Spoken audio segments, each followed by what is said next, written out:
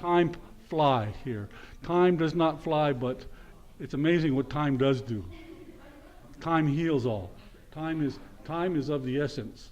But really, time is a healing thing. My name is insignificant, but it is Tony Brown. We're not here about individual things. We're here about this big canoe we're on. It's referred to that way as a big canoe because there's only one, and we're all on it. And we're trying to get you to realize that we cannot continue polluting Mother Earth. That we've had for 20 years, 19, 20 years, right around there, a law that was called Prove It First. That Prove It First law had to do with before a mining company could have a mine here in Wisconsin, they had to prove that they could operate for 10 years and not pollute for 10 years after that. That Prove It First law has been repealed yesterday. Everything's been done except for the governor signing it, unless he signed it today while I wasn't paying attention. And there's a lot of times when they do stuff when I'm not paying attention. So that's part of what we come here, is to try to get you to pay a little bit more attention about what's going on, because that was one of the obstacles to sulfide mining in Wisconsin. One of the other obstacles is us, and we're not going to get out of the way. We're going to maintain a resistance. We're going to maintain a presence so that people know that this is pollution and it's on purpose. And it's not about the gold, and it's not about the silver, and it's not about jobs, and it's not about money, except money for those corporations that come in and pollute the land. When they pull out, and Al will talk to you about all of this, Professor Al Geddix will talk to you about all of this, it has to do with then who takes care of what they did. And no matter what goes on, these corporations really don't care about anything. They don't care about us. They only care about their bottom line, and their bottom line is cash. Cash is the cow here. And most of this has to do with grassroots organizing, and that's where I come in. I'm a grassroots organizer on the Menominee Reservation in order to fight this pollution of Mother Earth, to fight this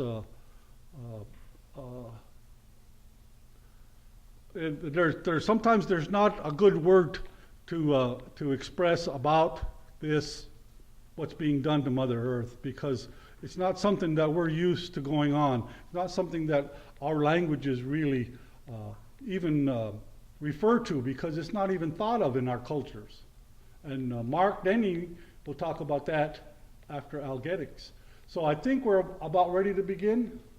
My name is Keisha, and I have been organizing the speaking tour along with Lee Stedman, who works with me at the Gaia Coalition Network, and Leela Allen, who also works with me. Leela, you want to come up here?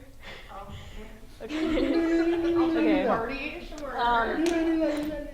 Okay. And so we've been organizing the speaking tour. It's about 18 universities have signed on, and a few other community venues and community organizations such as 350 and Peace Action. And I guess we've been doing this tour since like early October, and so these speakers have been going all across Wisconsin and talking at different universities, at different venues, educating people about the effects of the Back 40 mine, the dangers of sulfide mining, and how the Menominee Nation is affected by these dangers, and how their culture is affected by this mine, by all of these mines. So I think that we're really lucky to have all these speakers here at Carroll today. And so we're going to have Dr. Al Geddix, who's going to talk about the dangers of sulfide mining. We have Mark Denning, and we have Tony here, who are Native members, Native organizers who are going to talk about the cultural aspects of this.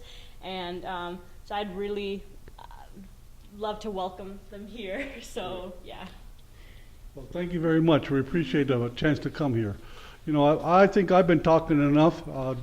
We'll get Al up here because he's got a good presentation, and we will bring him up, and I'll get out of your way, and Al will fill you in on sulfide mining in Wisconsin. This is a very educated audience. 90%, 99% of the American public have never heard of the term sulfide mining. This is no accident, because the industry has a vested interest in not talking about sulfide mining. They refer to gold mining, copper mining, zinc mining, nickel mining, all these base metals, because that is what makes a profit for the companies. What is left behind, which is 99% of the rock comes out of the ground, contains sulfide minerals, mainly pyrite. And when you blast and crush and pulverize the rocks that contain the tiny trace amounts of gold, silver, copper, what you're left with are sulfide minerals in the waste material. And so, for instance, in a ton of rock, you get maybe at most 3 pounds of copper or 3 pounds of gold. 1,997 pounds ends up as sulfide mine waste.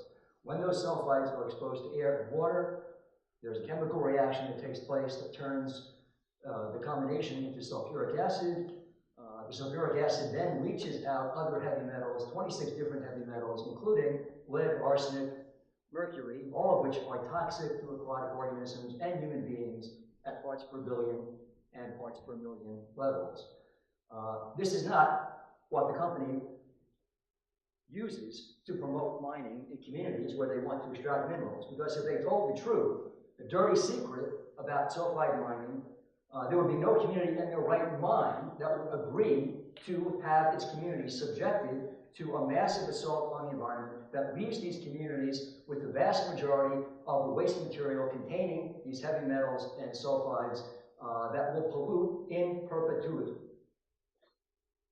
Biologists and chemists know precisely well that when this chemical reaction begins and you expose the sulfides to air and water, you create a chemical reaction which is a perpetual pollution machine.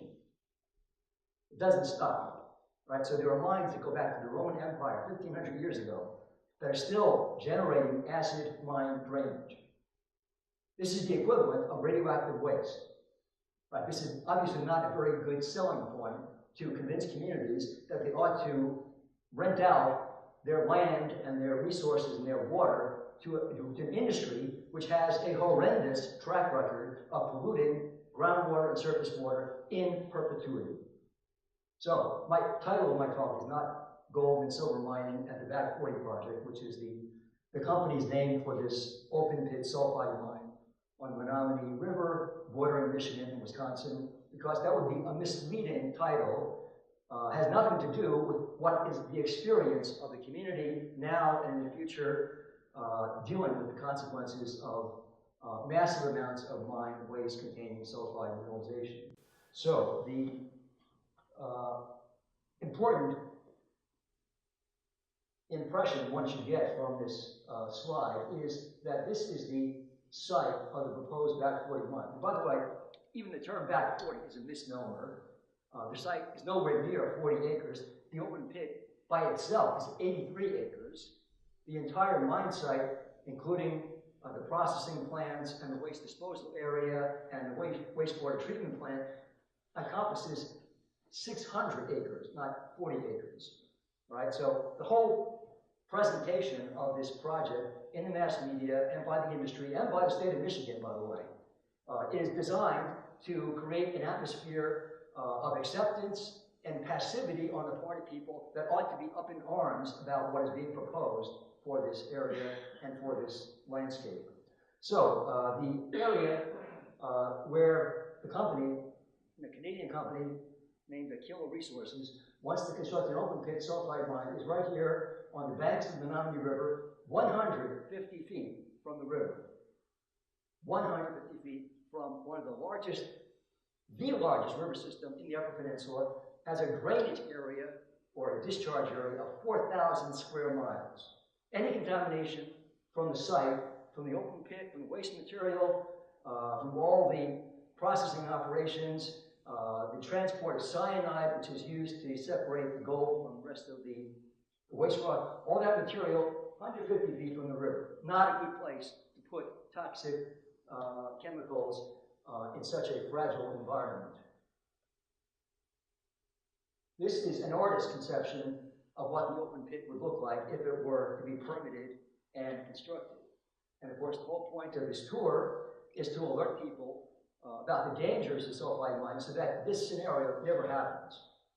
And of course, the other point about this tour, named Stop Sulfide Mine Tour, is up until yesterday, was to promote awareness of the attempts of the legislature to repeal what Tony talked about earlier as the mining moratorium law, also known as Prove It First law, which requires before the state of Wisconsin can grant permission for a sulfide mine, the applicant has to show where they mined in a sulfide ore body in the United States or Canada that has not polluted the environment.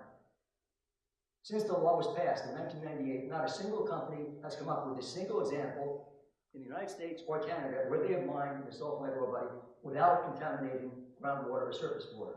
So the companies are not banned from doing sulfide mining in Wisconsin. They simply have to meet a condition. They have to show, prove it first, where they've done it without contaminating the environment. They haven't been able to do that, and so now they want to abolish the law because they cannot possibly meet the conditions of the law. And last night, we had a horrendous display of disloyalty and untrustworthiness on the part of legislators who legislated in favor of an out-of-state mining company instead of the interests of the vast majority of the people in Wisconsin who value clean water and who depend upon clean water for their survival, for their economy, and for their culture. So last night, by a vote of 19 to 14, the Senate passed a repeal of Wisconsin's historic mining moratorium law, also known as Prove It First. So that part of the tour is irrelevant because the damage now has been done on that particular issue. We still have this issue to deal with, which is an ongoing permitting process on the Michigan-Wisconsin border for another sulfide mine. This is the artist's conception of the open pit, and you see it's very close to the Menominee River. This is, or would be, the largest open pit sulfide mine in the upper Midwest. It's 2,000 feet wide, 2,500 feet long, 800 feet deep, which means that it is deeper than the tallest building in the state of Wisconsin, which is the first federal building here in Milwaukee.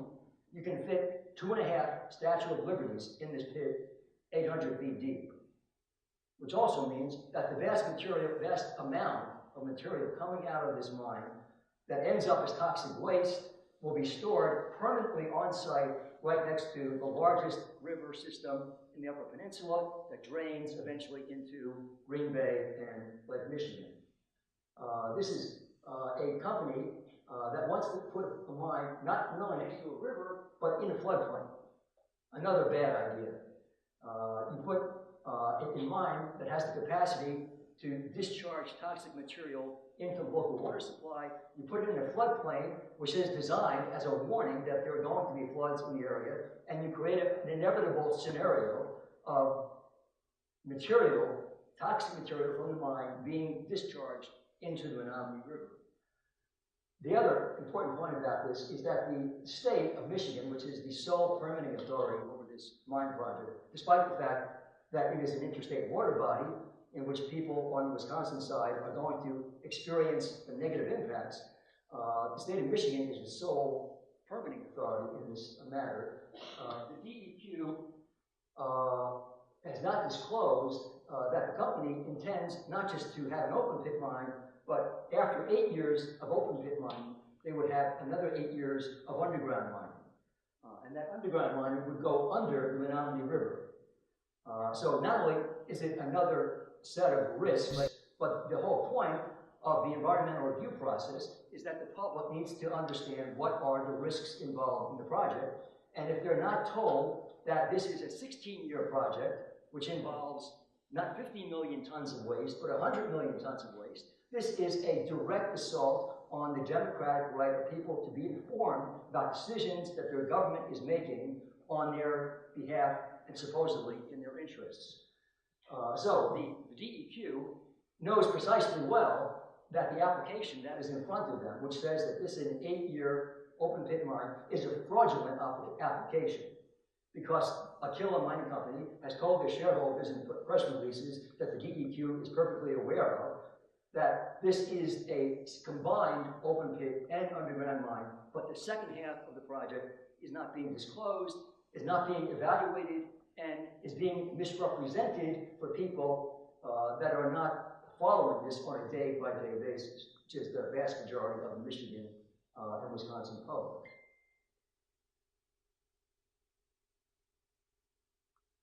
So to give you a sense of where this mine is located, it is the headwaters of the Menominee River on the Michigan-Wisconsin border.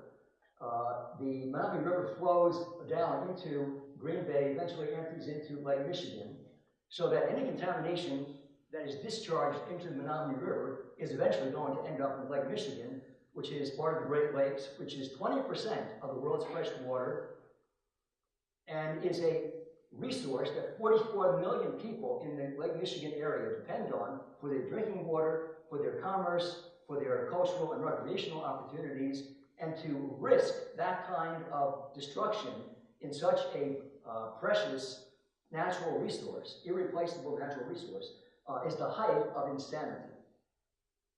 The federal government, the state governments of Michigan and Wisconsin have all invested millions of dollars, upwards of $41 million, to clean up the Menominee River from past dumping practices of paper mills. They've now cleaned up the river to where it is now a viable habitat for sturgeon and other fish populations, as well as clean drinking water for people downstream from the Menominee, headwaters of the Menominee River. And now, the state of Michigan is on the verge of issuing permits to allow more pollution after they've just spent $41 million trying to clean up previous era of pollution. This is also the site of the Menominee Nation's original villages. Before the Menominee Nation was forcibly relocated from Michigan to Wisconsin in its present preservation, the site of the Menominee Nation was at the actual mine site. Dr. David Overstreet, archaeologist, has described this area as an extensive cultural landscape. It's not just a few burial mounds here and some raised garden beds and village sites. It is an entire miles-long landscape along the Menominee River that is at risk of being destroyed by a mining company that wants a short-term profit for a very small amount of gold and zinc. So the chairman of the Menominee tribe has said our place of origin at the mouth of the Menominee River may be destroyed by any adverse impacts on the land, environment, and water from mining disasters. And Mark is going to talk much more about what this destruction means for the Menominee Nation. So here's the basic chemistry of sulfide mining. This is not a secret. This is well known to anyone that understands basic chemistry. You take a sulfide ore body, and before that ore body is extracted, you have a fresh or a healthy ecosystem supporting fish populations and other aquatic life. You expose this aquatic environment to sulfide mineralization under the pressure of air and water, creating sulfuric acid and releasing heavy metals into the environment, creating a toxic environment for any aquatic or any kind of living organism. The best estimate we have on the basis of existing sulfide mining operations is that this industry will pollute 27 billion gallons of water, fresh water, per year. And that is all because of this well-known chemical process of acid mine drainage. This is what acid mine drainage looks like. It's a discoloration of streams and rivers that are the recipient of waste material from the mining process. And of course, some of the most important heavy metals that are released that are extremely toxic to both aquatic organisms and human beings are arsenic, lead, and mercury, all of which cause innumerable health problems that I'm not going to go into. But if you're interested, all you have to do is Google acid mine drainage and heavy metal contamination, and you will get a long list of health effects, adverse health effects from exposure to these metals. Now, I said at the very beginning, you take a ton of rock, you get 3 pounds of copper or zinc, 1,997 pounds end up as waste material. That waste material is called tailings. The tailings are what comes out of the milling process, where they pulverize, crush the rock, put all sorts of harsh chemicals in the processing, including cyanide and sulfuric acid. And at the end of that process, you end up with a with a fine sandy material having the consistency of talcum powder. You have talcum powder piled hundreds of feet high, a mile wide, in these structures conveniently and mislabeled as tailings containment areas. The last thing these facilities do is contain the tailings. Now, you have in this diagram, which is taken from a mining publication, you have what the industry calls dike walls, supposedly holding up the entire tailings disposal facility and the fine sandy talcum-like material. But the material that's holding up the other waste material is simply more fine sandy material. It's not any kind of permanent structure. Notice also that there is a provision for the leakage in the tailings area because they have seepage collection ditches where they collect all the seepage that comes out of the tailings area. So when you have rainfall that flows through the tailings area, it's like pouring water through coffee grounds, except at the bottom you don't get coffee, you get toxic liquid. That toxic liquid is collected and recirculated in a waste treatment plant so that it can be discharged to surface waters. Now that is the ideal scenario during the life of the mine. What happens after the mine closes, after 10, 20 years? There's no wastewater treatment plant anymore. The company may have gone bankrupt. Who is going to collect the wastewater, and who is going to make sure that that wastewater does not enter the groundwater and the surface water? No one. Or if there is anyone, it's going to be at taxpayer expense. This is the unaccountable part of the mining process, which is what is the responsibility of the company versus what is the responsibility of the public for handling this waste material, which is going to be there in perpetuity.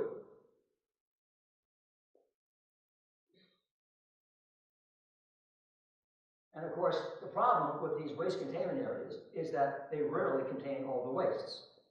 So in the modern era, we have modern mining technology like the one that ended up in January 2000 with a spill of 100 tons of cyanide contaminated water that was released into the Tisza River in Hungary, destroying 1,400 tons of fish, the livelihoods of the entire fishing industry along the Tisza River, and the shutdown of drinking water supplies that depended upon the Tisza River as a source of their drinking water along Romanian and Hungarian towns.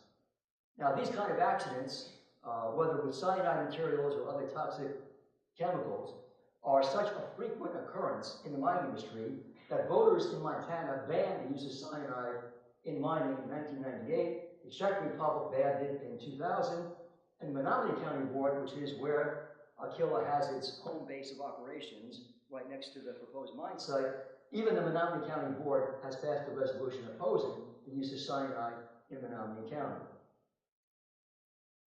Now, the industry will tell you that these kind of accidents are rare occurrences, that they learn from the past mistakes, and that the new generation of mining control technology is much better than it was in the past, and the public should be reassured that these events are unlikely to happen. All of that is complete and total nonsense. The best material we have on what the actual record of the industry is coming from a study that shows that waste failures are increasing in frequency, severity, and cost all around the world. It's not hard to understand why these accidents are increasing in size, cost, and frequency, because all it involves is an understanding of elemental geology, which is that the richest veins of copper and zinc and gold have already been mined out. Right? What is left in the Earth's crust are trace quantities of these metals. And in order to make a profit off of extracting these trace quantities of metals, you have to expand your scope of operations to include vast open pits that discharge and dislodge large amounts of rock that contain tiny amounts of metals. And when you do that, what you end up with is a large amount of waste. The larger the open pit, the larger the waste material that has to be contained. So you take a 1 ounce quantity of gold in your average gold wedding ring or your gold graduation ring, that 1 ounce of gold resulted in 20 tons of toxic waste. 1 ounce of gold 20 tons of toxic waste. That is the ratio that is the standard in the industry, meaning that those tons of waste have to be contained in perpetuity in structures that were never designed during a period of awareness of climate change and what climate change bodes in terms of increasing frequency and severity of storms, precipitation, tornadoes, hurricanes, like we've seen in the last month all over the world. Those kind of events were not part of the engineering that went into the design of these tailings ponds. These tailings ponds are pre-climate change, and so all of these events that we now take for granted that are going to impinge on the stability of these tailings areas were never designed to withstand those kind of events. So we have nearly half of all recorded serious failures happened in modern times between 1990 and 2010. This is not something from the 19th century or even the 20th century. This is something that is happening now and that will happen with increasing frequency and severity and cost in the future. Now, to give you some sense of why this is severe, I mean, look at the height of some of these tailings areas. 500 feet, which is the height of the Washington Monument. 700 feet, the height of the Hoover Dam. 748 feet, the height of the New York Times building. Right, these are vast, unstable structures waiting to be affected by forces of nature that human beings have no control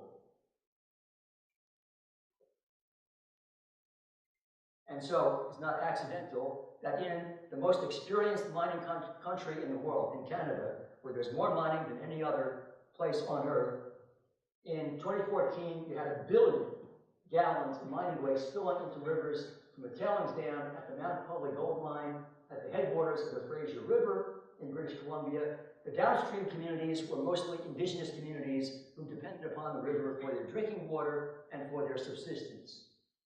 Aquila, which is the company proposing this open pit sulfide mine on the Michigan-Wisconsin border, only minimally addresses the potential impacts of accidents or spills, dismissing potential impacts as minimal.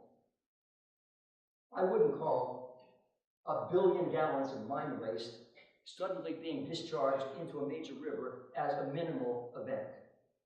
Aquila thinks that this is a minimal event, and therefore they do not have to discuss it, and they do not have to disclose what the chances are of that happening at the proposed back 40 months.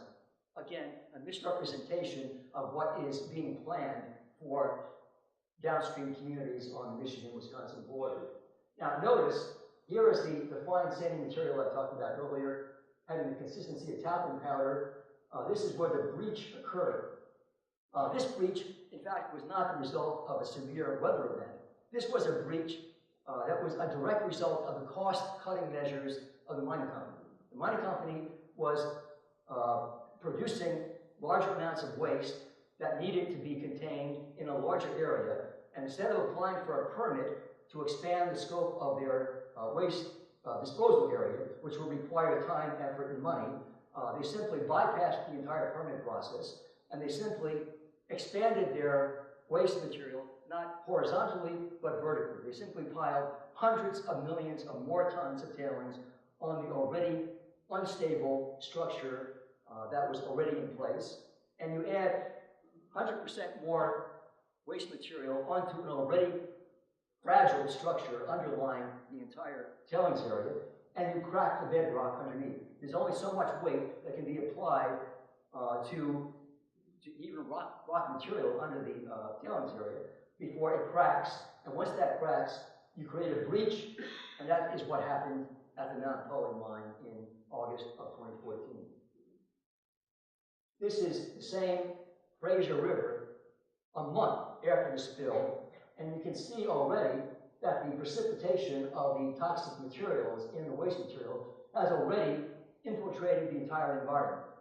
It's incorporated into the sediments, into the soils, and into the shoreline along the river, and it will be there for how long? We don't know, because there's never been a successful cleanup of this kind of spill. This, by the way, this mine was promoted by the mining industry as an example of how sulfide mining can coexist with clean water. Well, that wasn't a very good demonstration. It didn't happen.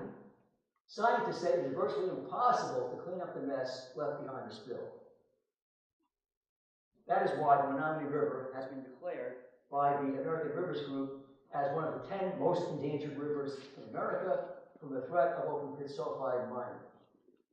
Aquila provides almost no information on the impacts of the spill, how long this impact could last, and whether the impacts could be reversed, another violation of the transparency requirements of the environmental review process.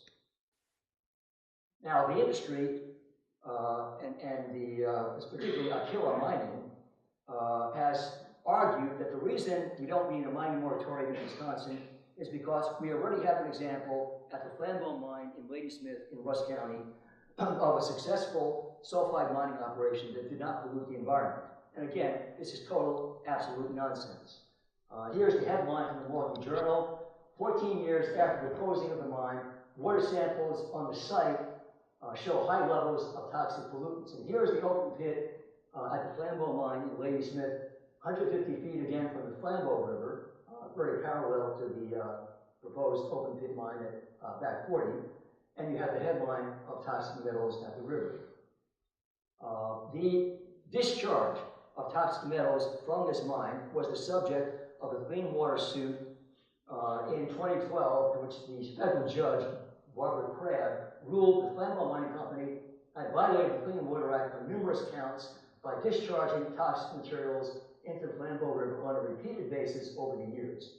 So if you go to the Flambeau mine today, you will see the big sign about how great the reclamation effort is. You will not see a sign indicating that it has violated the Clean Water Act, because you will not see the pollution underground that is being discharged from the mine into the Flambeau River. And so Russell Churchill has a sign here, this is grass over a grave. The company that was convicted of violations of the Clean Water Act appealed that decision to the appellate court. The appellate court overturned the district court, not because there was no pollution, they overturned the decision because the company argued that because they had a permit to pollute from the Wisconsin Department of Natural Resources, they could not be held accountable for a violation of the Clean Water Act. And the court agreed with this nonsense and absolved the company of any liability.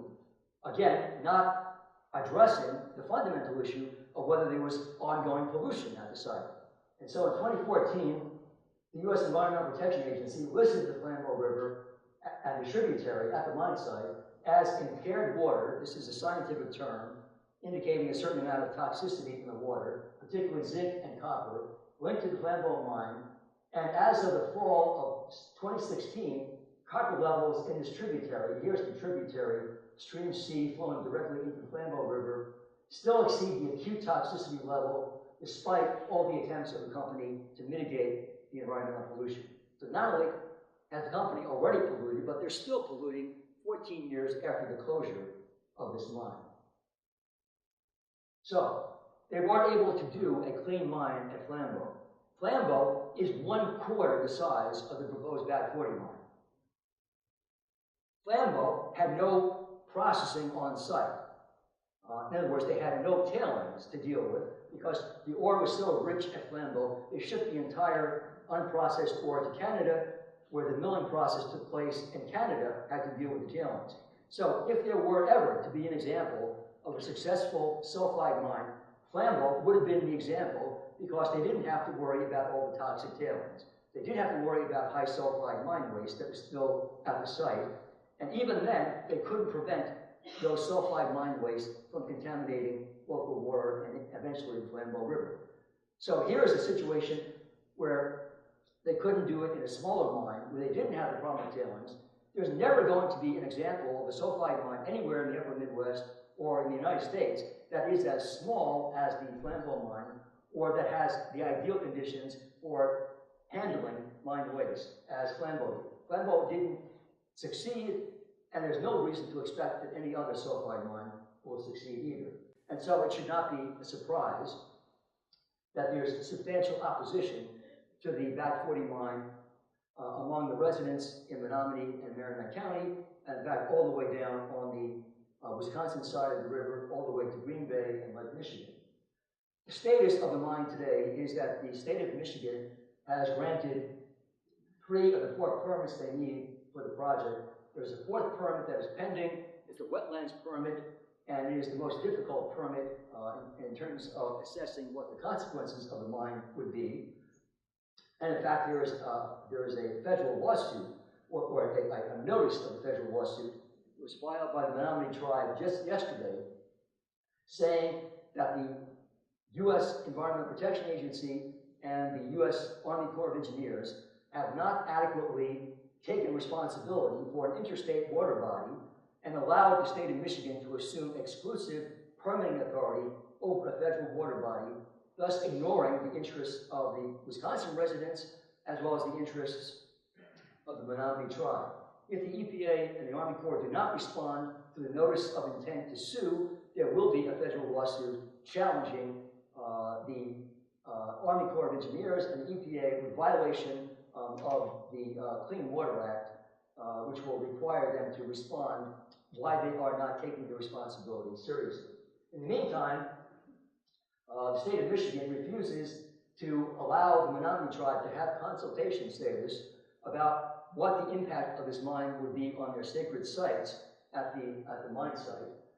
And they have also, well, both Michigan and the company has failed to engage in any kind of meaningful dialogue or consultation with the Menominee tribe. The Marinette County Board, which is right across the river on the Wisconsin side of the border, voted 28-0 to oppose the mine. 28 people on the county board, unanimous opposition to the mine. This is not a Democratic or Republican issue. This is a water issue that affects everyone, regardless of their political affiliation. And that is why not only Marinette, but Brown, Door, O'Connell, Menominee, Shawano counties in Wisconsin, plus half a dozen towns in Michigan, even the Menominee County Board in Michigan, where the headquarters of the company is located, have passed resolutions against this mine because people understand that this is a threat to their survival, to their economic and their cultural survival. In other words, the project has no social license to operate. What do we mean by a social license? What we mean by a social license is that the mining company does not have the support of the local community. And unless it does have the support of the local community, they are at risk of protests, blockades, media campaigns, or legal challenges such as the legal challenge I just mentioned from the Menominee tribe. Now, this is not a term that is coined by the environmental community. This is a term that was coined by the mining industry itself on the basis of repeated experiences in Latin America where they have been granted permission to mine, but the local community has voted against the mine in plebiscites and referendums where 90% of the population comes out and votes against the project. When that happens, investors pull their money out of the project because this is a financially risky investment, and that is why the companies understand that they need to have a social license to operate. Now, the other dynamic behind this whole process of promoting the Back 40 mine and also overturning the mining moratorium law is that the same company that wants to mine at the Back 40 project in Michigan, Wisconsin, is behind the successful attempt to overturn the mining moratorium law. Senator Tom Tiffany, the legislative author of the Mining Repeal Act, consulted Aquila Resources about the language of the bill, including the repeal of the mining moratorium. This is the same company that has interests in the Bend project in Taylor County, in the Chequamegon National Forest, and in the Reef project just outside of Wausau in Marathon County. These are sulfide mine deposits that Aquila Resources wants to extract and which they have been prevented from developing because they cannot meet the requirements of proving it first, showing where they mine in the sulfide ore body without contaminating the environment.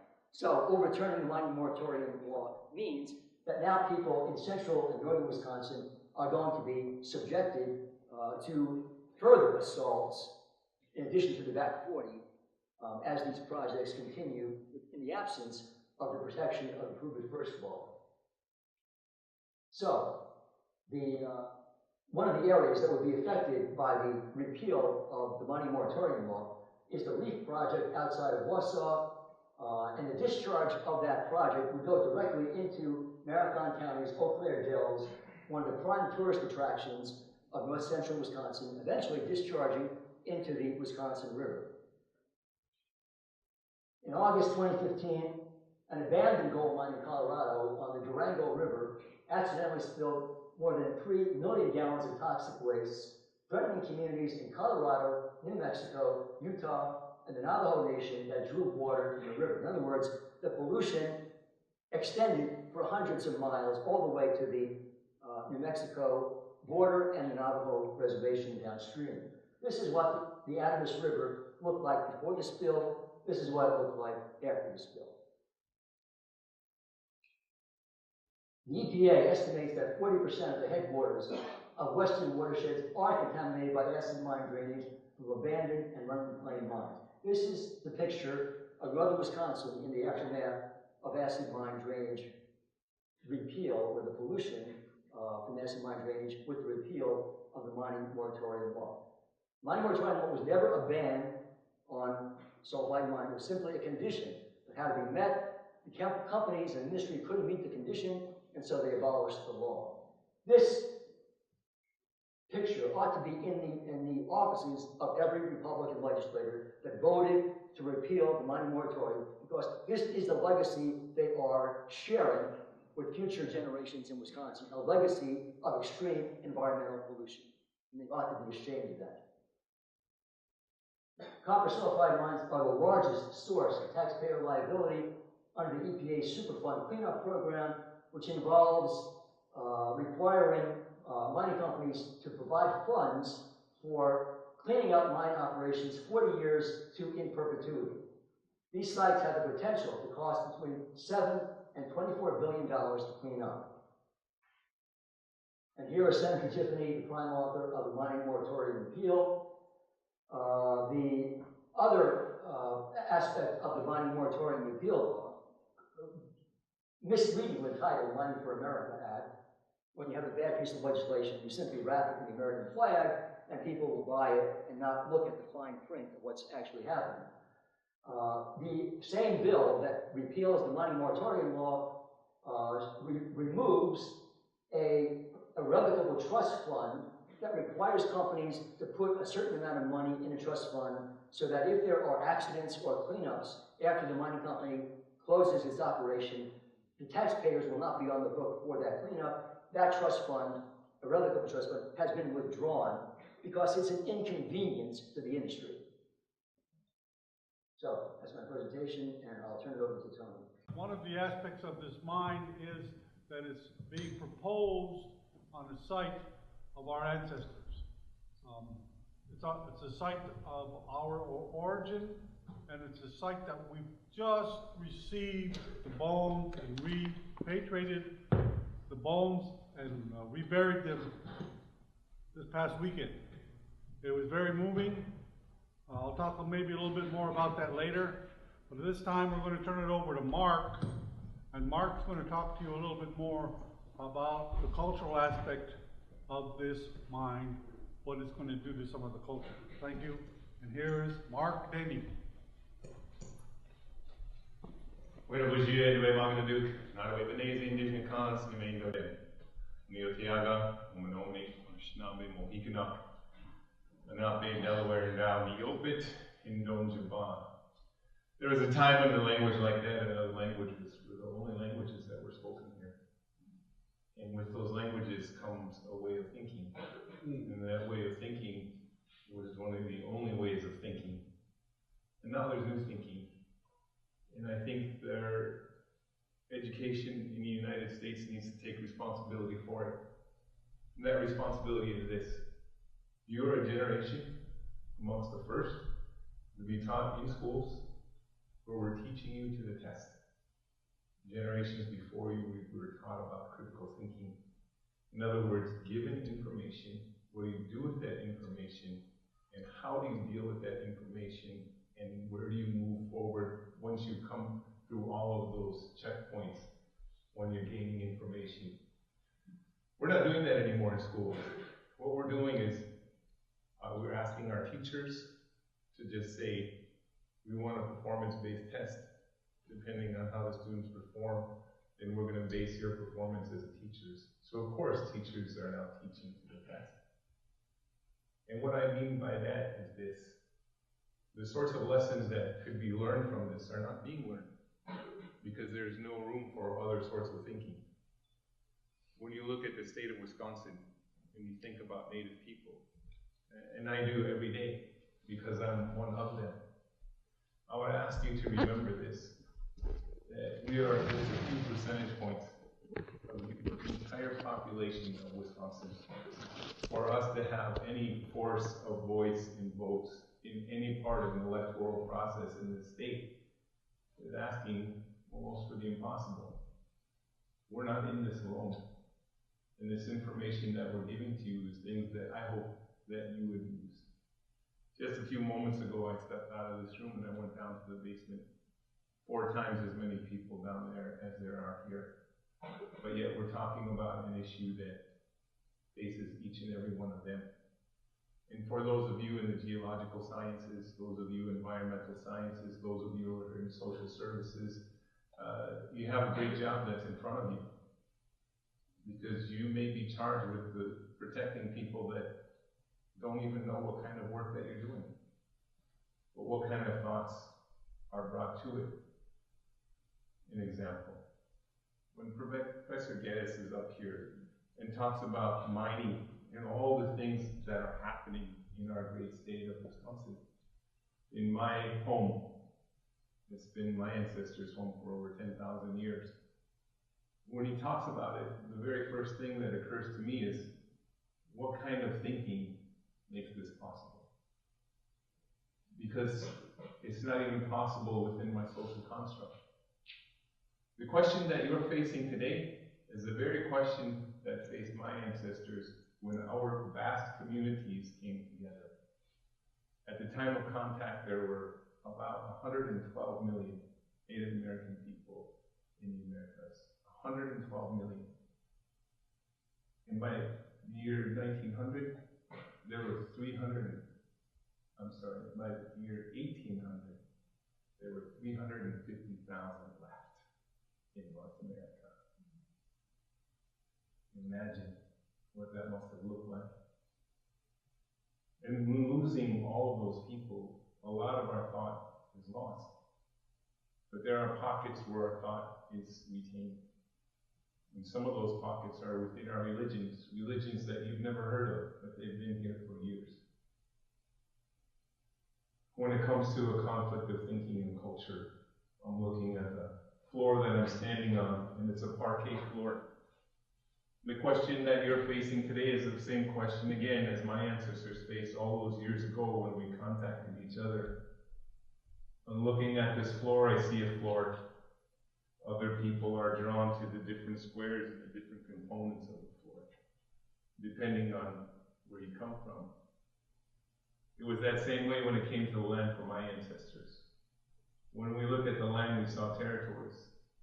We saw areas and vast expanses of land that could be used by us and other tribal people. We lived in partnership with each other. When historical writers write about us in his story, written by other people, they often define our cultures and our boundaries in terms of war. Certainly that's not how we did it. We shared spaces together. And so while we had territories, we didn't do a European model of this space belongs to you, this place belongs to me, this place over here belongs to the other person, and now within the political context of today, this square over here belongs to a corporation because that's a person too. When we were faced with that kind of thinking, it was beyond our comprehension that private property was even a thought. So what is it with you today? Take your friends, take your brother, take your mother, take your son or daughter, take them to Lake Michigan, right here in Milwaukee. Take them to Milwaukee, the river. Then look out at the water when you're standing with your friend or the person you love and have a thought. And that thought is, who owns this place? Who owns it? As you look out over Lake Michigan, that is what's happening That is what binds the issue of the back 40 mining issue in Michigan, which is just you can throw a football across the river in Wisconsin, and it's happening all over the country today. Your culture is faced with the very same question my culture faced. Our question was about the land. Your question and my question today is about the water. Who owns the water? The commodification of water is now. There are corporations working day and night to privatize water. If you doubt it, put it in your search terms in Google, you'll find it. Nestle's is one of those companies. They say water has to be privatized. If we privatize it, we're better able to protect it. Just like they say we can provide water to the people of Flint, Michigan for a charge. The first deliveries were free. You'll see other mines that have happened here in Wisconsin where people used to be able to drink water for centuries. And just within the last few years, they need pipelines 12 miles long to get water for their communities. And that's not going to change. The only people that stand between that circumstance in your community is you. If you think Milwaukee is not a part of this water issue, ask your grandparents about it. Not long ago, when I was stationed in Hawaii, there was an outbreak of a disease here in Milwaukee, and many thousands of people were sick. And the health department went out and asked the people of Milwaukee this: we'll find it, we'll figure it out. Just continue to drink water. You will be fine. And at the end of the day, what was the sickness? It was cryptosporidium. It was being spread out of a water provision plant right here in Milwaukee, and people died. So when we think about water, the issue is as close as when you walk outside this door and when you have a child. Each and every one of you that had a natural childbirth, your announcement into this world was through the announcement of water rushing before your birth, breaking the water. How amazing that is to think about that sacred moment. And nobody thinks about it that way. The water is the blood of the earth. The land is the flesh of the earth. And when people talk about these kinds of issues, like No Dapple that happened just a little while ago, think of it this way: when Dr. Geddes talks about after so many years the mine stops, and then they begin to burrow under the Menominee River itself.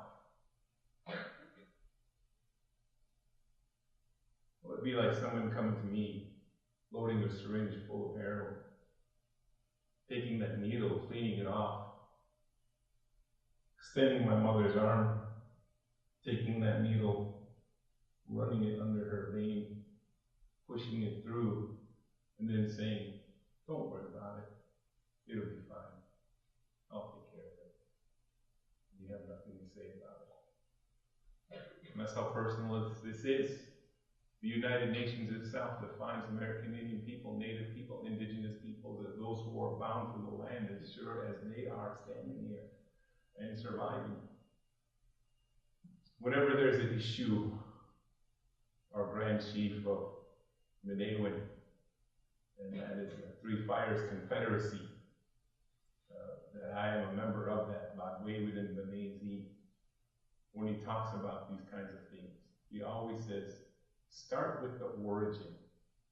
Begin at the beginning whenever you are looking at an issue and start your conversation there. Culturally, you need to do that. Culturally, I'm at a university, and Christianity at this university is very important. It could be why you chose to be at this university, because Christian faith is so vitally important to you. And within that dominant culture here in the United States of Christian faith, you can look at the book of Genesis, and who was the first one who was created? It was a man. And that man walked through the world naming things. And women were created out of him. And when we look at that origin story, it can tell you a lot of what's happening now. It can tell you a lot about what conversations are happening and not happening. It can tell you a lot about how we approach the world. Are we living in a culture, and that culture is this? If we create a problem, we can find an answer because that's how smart we are. If we create a problem, that's okay because this is our world. This is our world. This is my world as an individual. For a Native person with a Native faith, and I cannot speak for all American Indians, there are over 500 tribes alone here in our United States.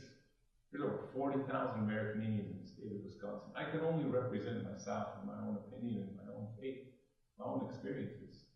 That's what I'm doing up here.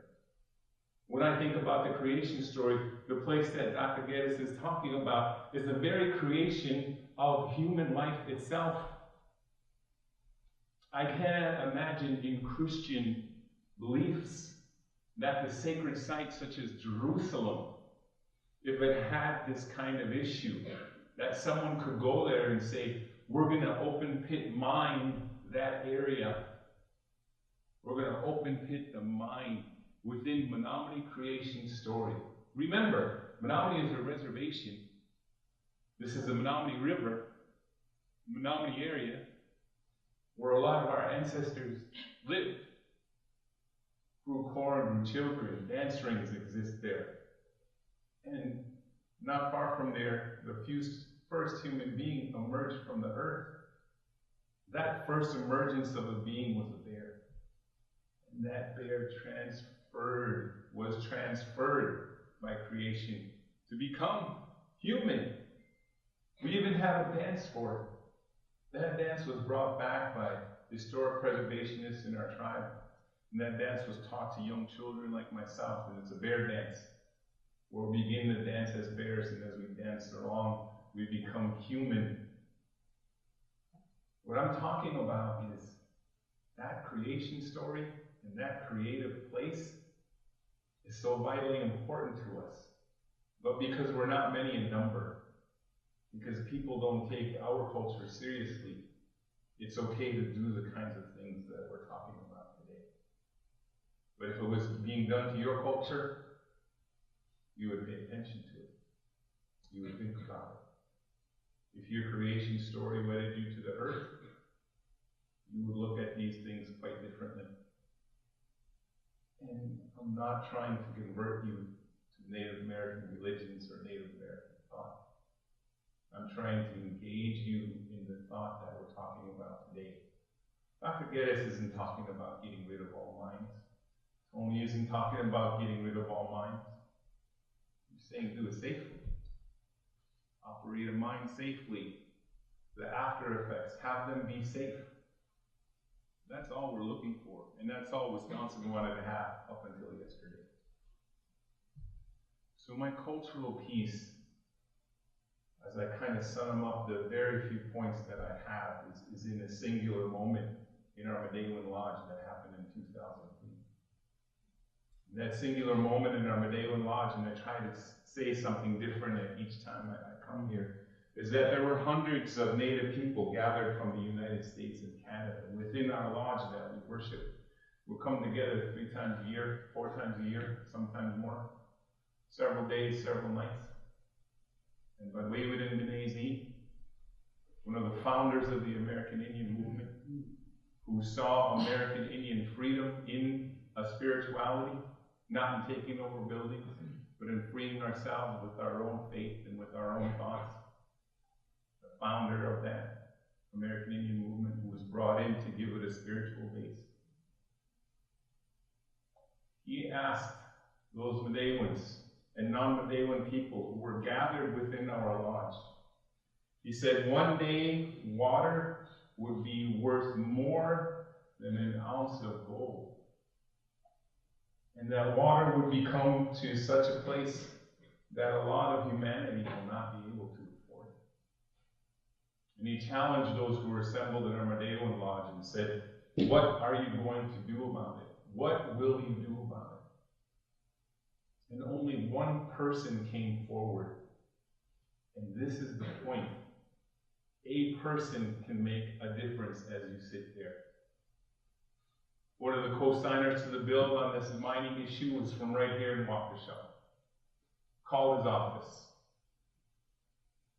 Asked, in all the public hearings in Wisconsin when we talked about mining, sulfide mining, what were the numbers of people that testified for the mining and those against? Unimportant.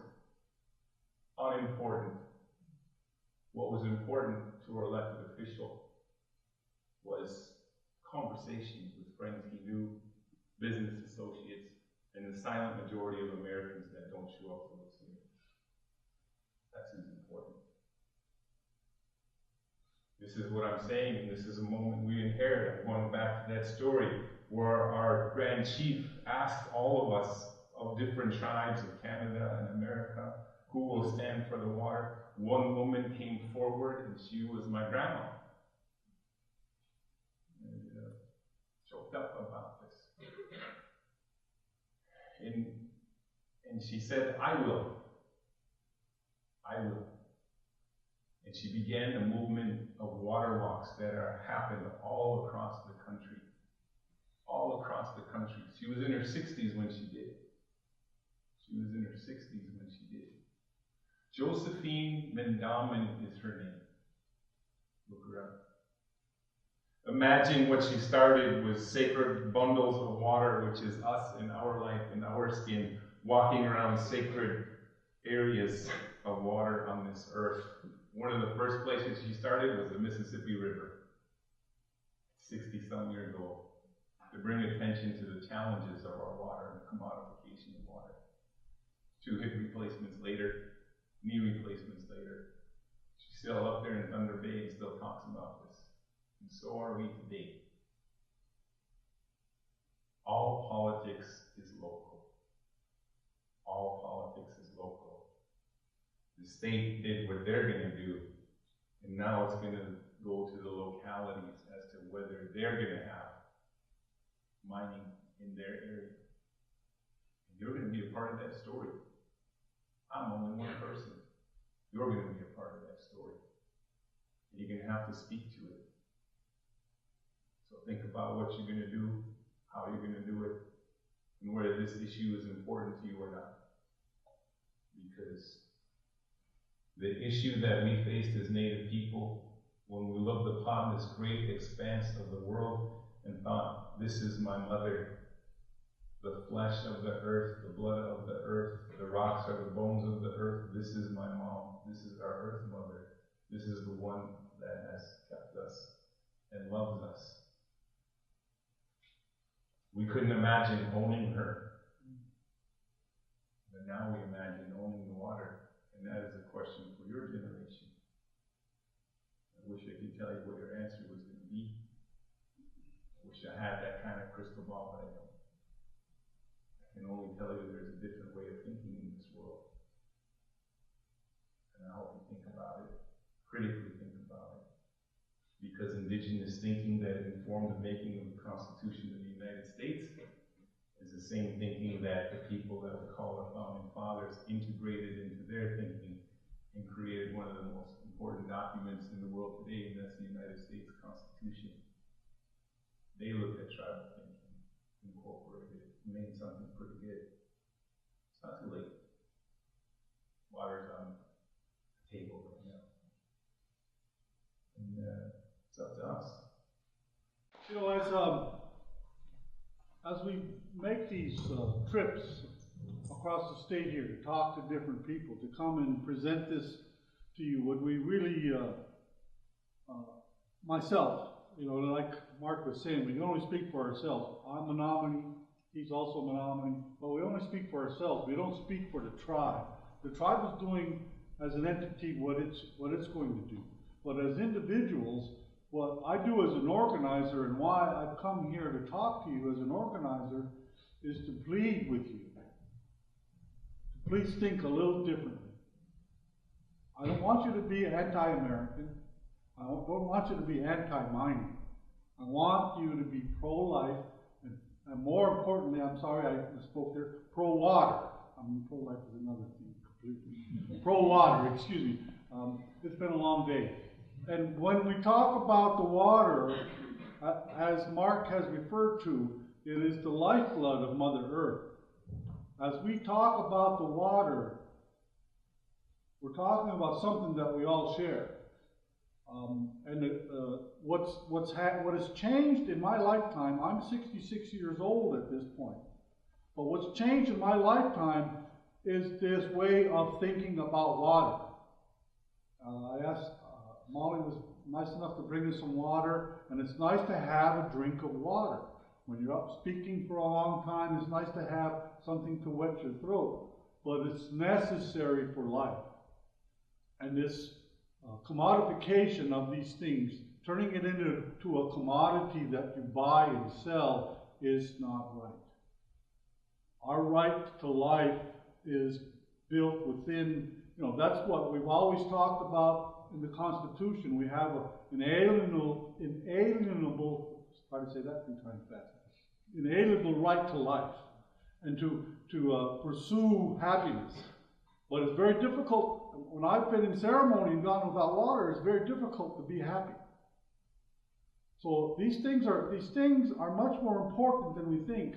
One of the things, as my brother Mark had brought it up, that when we talk about these things, it's not something new to us. It's an old thought. But at the same time, we have to continue to bring it forward as indigenous people because of this thought pattern that's kind of become, tried to be put upon us, if you will. It's brought to us in an ad form, And if we started making a little bit of sound, all of you would start remembering these ads from these sounds. I believe we elected a new president based upon little jingles. Lock her up. There's a lot of different little jingles that he used in order to get people. So we're brainwashed in ways that we don't understand it. And so free thinkers are necessary. We want you to be free thinkers. We don't want you to think our way. We don't want you to become who we are. We're not selling anything here. We're just trying to make you aware of the fact that you are being hoodwinked by these corporations. These corporations and this corporate state does not care about you. Only your mother and father and your family cares about you. We care about you because we want you to think. In the American way is thinking. It has to do with freedom. It has to do with inclusivity.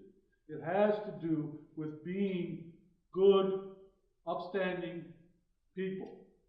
And that's what really we're talking about here. We're not.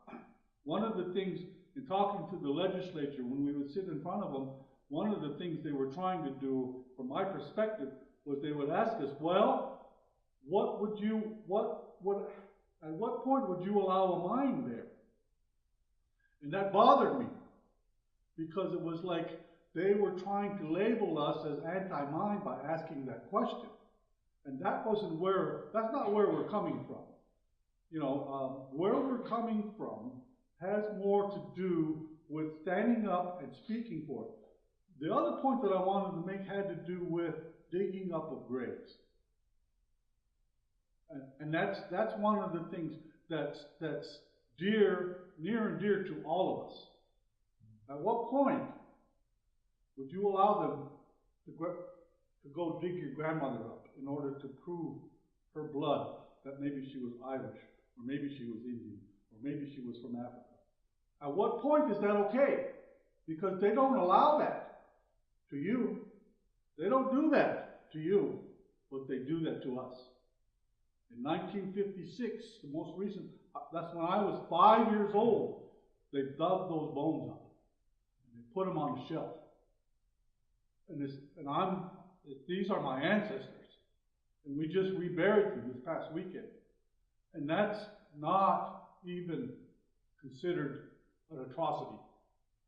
The things that they've done to us as Indian people is not right. But we continue to advocate for this country. We continue to advocate for us as human beings, all of us. And that's what we want to get across to you more than anything. Let's hold on to our humanness. These corporations do not care about us. They do not care about our children, and they do not care about our grandparents. We are the only ones that care, and we need to get rid of them somehow, some way. I believe it's possible because they came out of our thought pattern, and we can change that thought pattern and send them back where they came from and become human again. Can you feel that? Is that real or not? And when will you stand for this country? And when will you stand for the people of this country? Because we need to stand together. That's the only way we're going to stop this corporation. These corporations. That's my thought. We have another presenters here, Lori and Jerry. Maynard are going to come up and have a few words to share with you. Thank you very much. Hi there.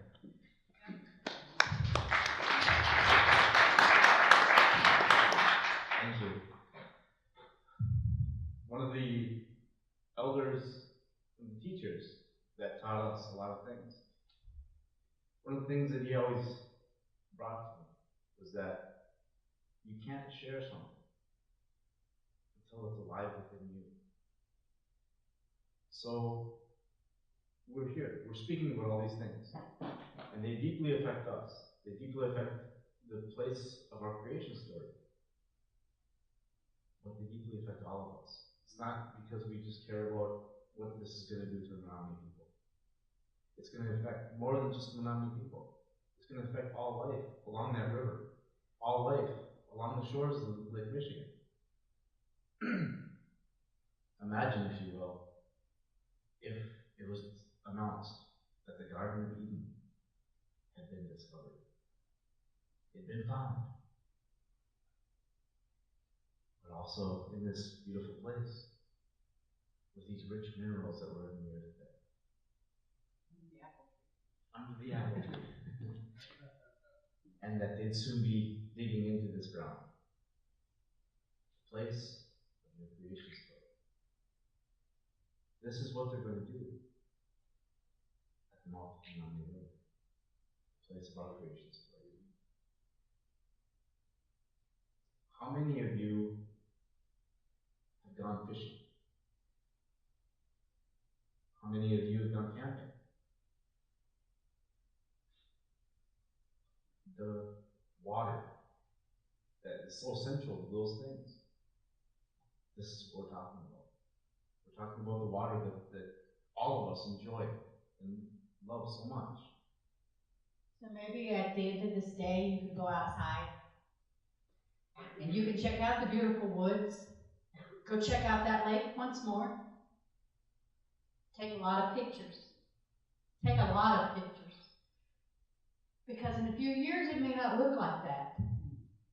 And you may want to share that with your children to come, your nieces, your nephews. I'm hoping that each one of us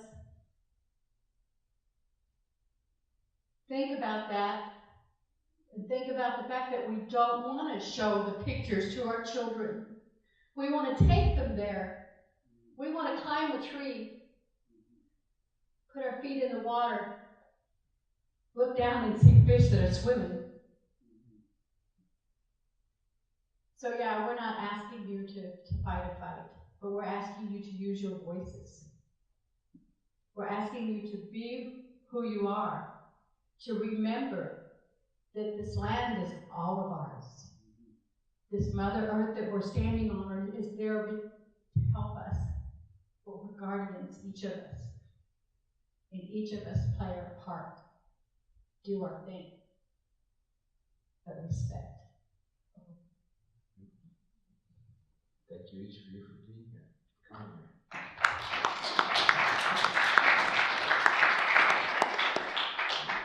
So that kind of ends the evening in a certain sense. We appreciate you taking this time to come here and be with us. We appreciate the fact that you don't get that time back, but you've given it to us. We thank you for coming and listening. We want to show our respect for you also. And all of you out there in internet land, we thank you for taking the time to listen, those of you that have had the time. Thank you very much. Have a good evening. Questions? Oh, anybody got questions? Come on, Mona. Oh, Come on up, Mona. Although Leopold once said that the conquering role is eventually self-defeating, the conquering role is eventually self-defeating. And what this means is that if we don't learn to live harmoniously with the land, if we just think that we can conquer it and do what we want for in the now profits, we won't be able to ensure our future of cultural sustainability, environmental sustainability, social sustainability, and even economic sustainability. So if anything you heard today sparked interest in you and wanted to take action, we have the phone numbers of key legislators and senators out on the table in the back, and you can contact us, come up to us if you have any more questions or if you want more information. In terms of Carroll University, this is just going to be the beginning of our place in the movement. We're going to have more events, so hopefully write letters and contact our legislators as well. And we'd like to thank all of you for coming, and have a great night. If you have any questions. Any questions?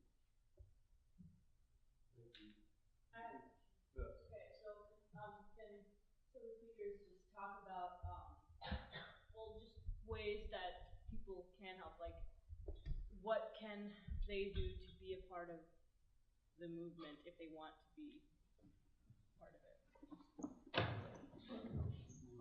I mean, there's a lot of answers to that question, but I'm going to do the shortest one and the one that's important to me.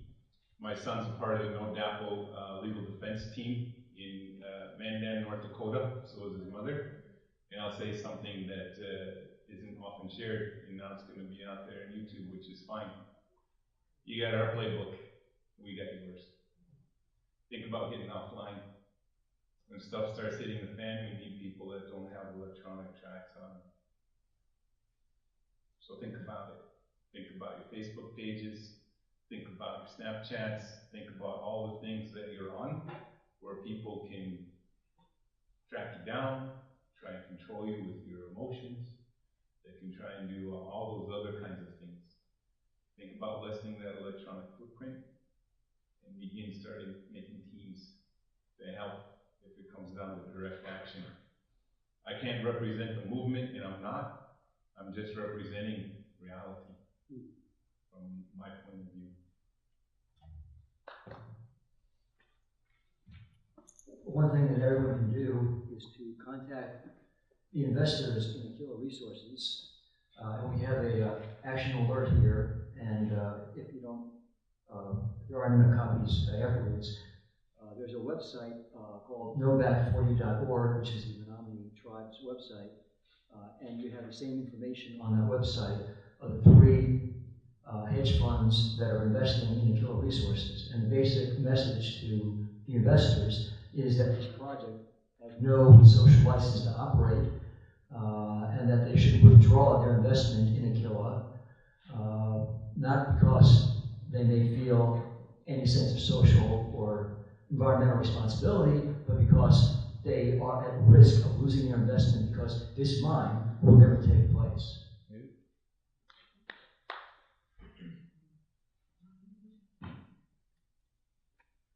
Are there any other questions? Sure, come on, please. This is Keisha, who's helped organize this. Well, I'd just like to say that there's a lot of people who have helped organize this: the River Alliance, Wisconsin, the Water Protectors of Milwaukee, the Sierra Club, the Guy Coalition Network, and all of us have worked really hard to organize the speaking tour. But the point of this is not just education, because as much as it's important for all of you to know about this, it's much more important for all of you to act, for all of you to speak out, and for all of you to get your voices out into the community. So if you can, please send letters to your legislators. Call your legislators. Tell them that you do not stand for this.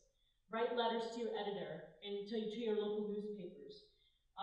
Inform your community about what you think is important. Inform them what you learned at this presentation. Talk to people around you, talk to your friends, talk to your family, your community. Get these conversations going, because that's how awareness spreads about all these issues. So as much as you can, get your voice out there, because us learning about all of this is not going to make the difference.